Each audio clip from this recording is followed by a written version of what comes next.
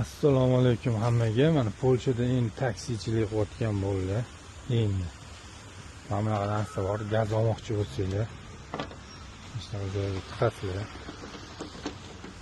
Gaz olishni bilmaydiganlar endi ish boshlagan qanaqa olamiz deb. Bu yerda endi gaz emas, endi bu yerda propan. Propanu bular gaz deydi.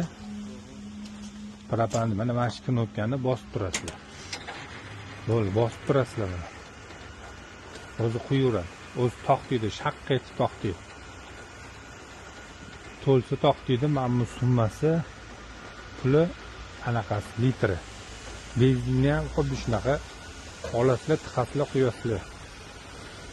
Bu mashina, bu Prius 20 bu. Menda boshqa mashina bor edi, hozir mashinani vaqtinchalik alishtirdim. Bu 20 ni yaxshi tarafi ekonomikada, ham gaz yuradi, ham benzinda, ham tokda.